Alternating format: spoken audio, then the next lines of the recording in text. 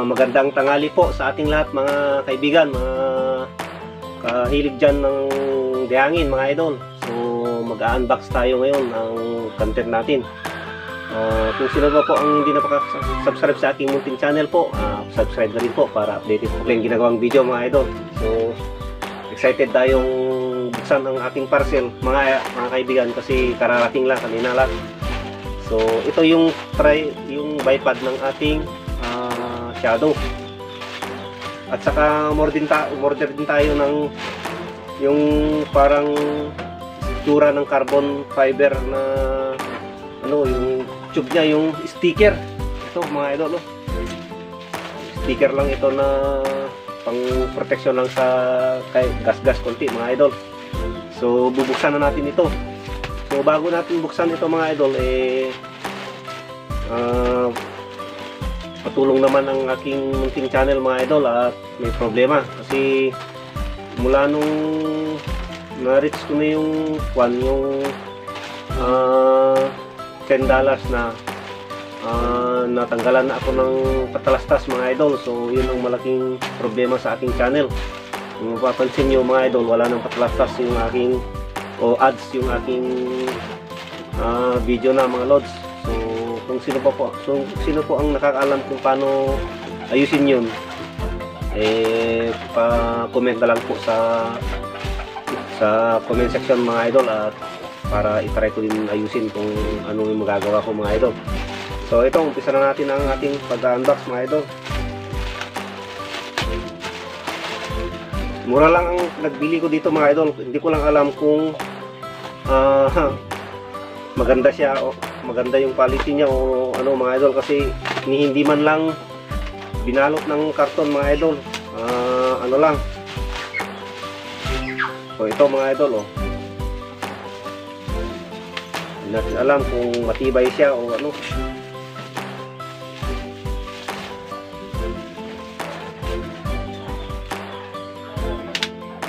So yun mga idol,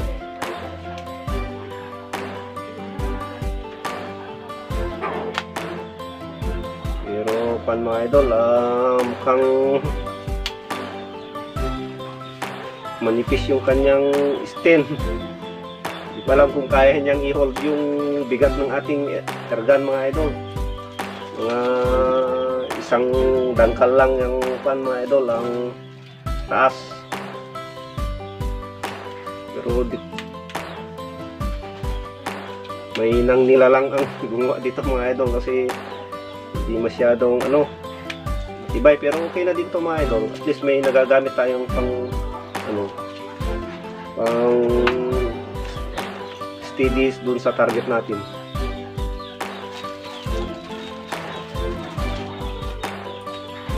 So yan.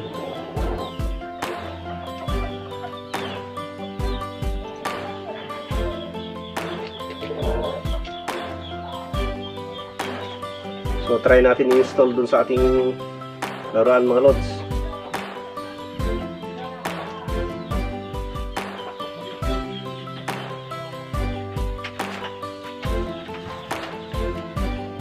So ito na po yung ating Shadow.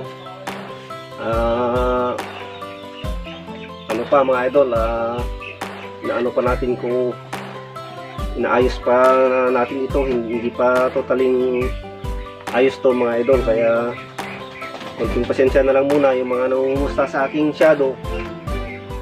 Konting pasensya na lang muna mga idol kasi ano pa lang, hindi pa masyadong ayos. Inaano pa lang ito mga idol.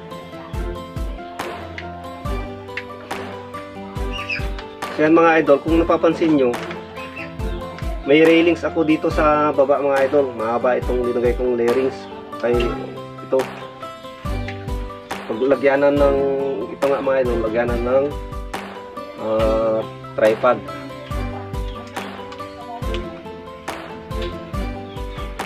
Sana maganda naman ang ano nito mga idol, ang quality yung ating tripod ay bipod.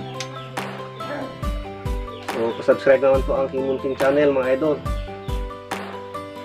So yan.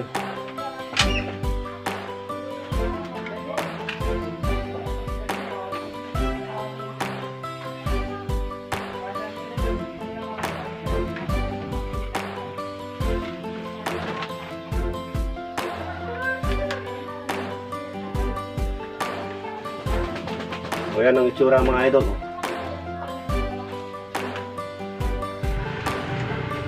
So yan mga idol. So ano muna natin, ilalagay na natin na yung ating scoop dito mga idol. Kunin ko lang mga idol yung ating scoop.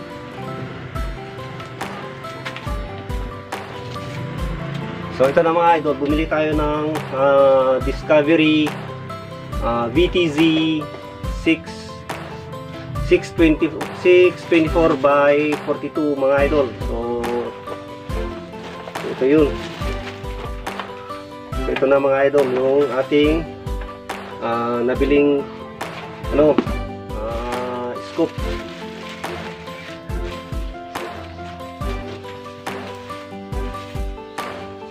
So yan na mga idol, kinabit ko na yung pan niya, ito yung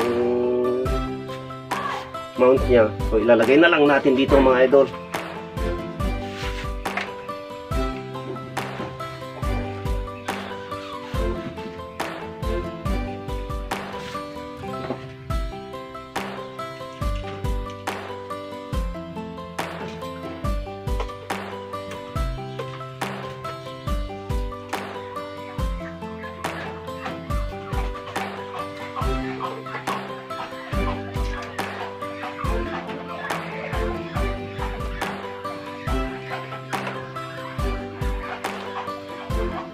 So i-install muna natin ito mga idol, at next time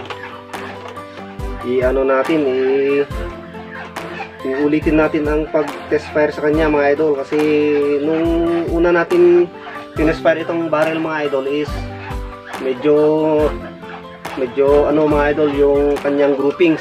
So next time pag darating yung ating hand pump, itetesting natin ulit ito gamit ng ating bagong scoop mga idol.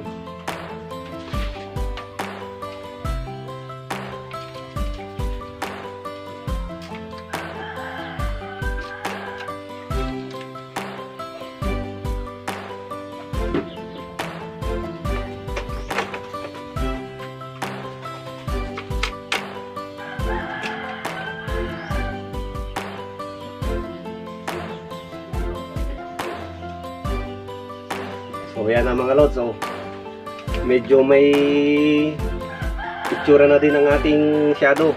So ang ano na lang sa kanya mga idol is accuracy. So tinry naman natin dito nung nakarang araw mga idol, is okay naman yung groupings niya. Yun nga lang, medyo malabo yung scoop na ginamit natin. So uulit natin itong itetest fire pag darating yung ating foot pump mga idol, hand pump. So yan mga idol. So ilagay natin itong kanyang pan mga idol, itong sunshade.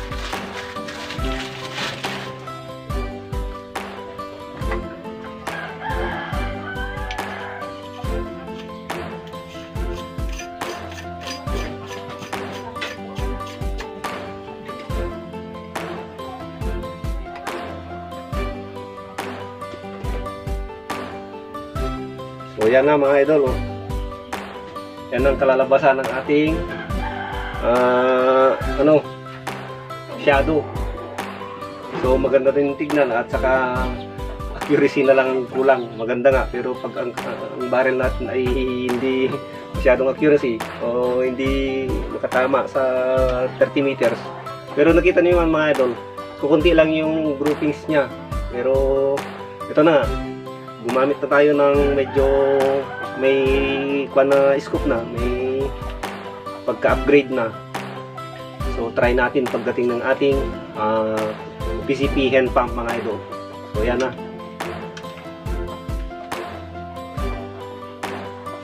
astig na mga idol.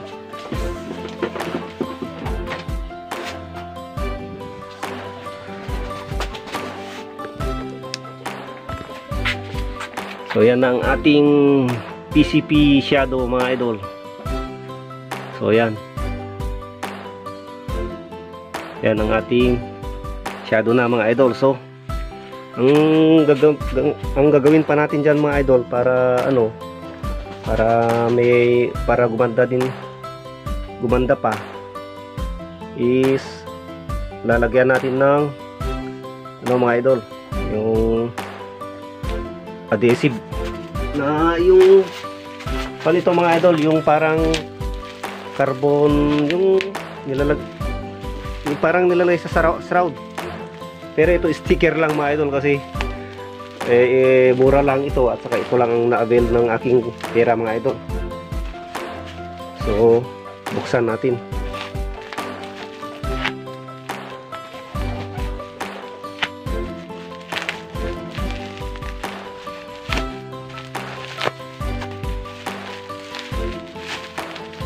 So yan mga idol,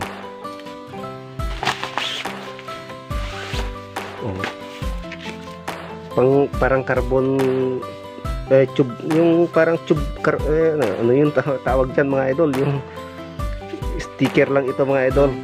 So yan ididikit lang natin dun sa bottle tank nya, at baka pati yung barrel nya mga idol, kasi steel barrel yung ating barrel mga idol. So yan. So hanggang dito na lang ang ating simpleng video mga idol, at ito ilalagay natin ito mga idol dito, at kahit na ito na mga idol, lagyan natin kung pwede. Yan mga idol. So maraming salamat po sa inyong pagsubaybay sa aking munting channel. Pakipindot na lang po ang subscribe, like, and share na din po para updated po kayo sa ating ginagawang simpleng video. Sa mga nagko-comment sa aking shadow, so ito na mga idol, hintayin nyo na lang ang final testing na nito mga idol, kasi ito na ang final na pagte-test natin pag dumating yung ating hand pump. So yun guys, maraming salamat ulit, at God bless sa inyong, God bless sa inyong family, and thank you sa inyong panonood mga idol.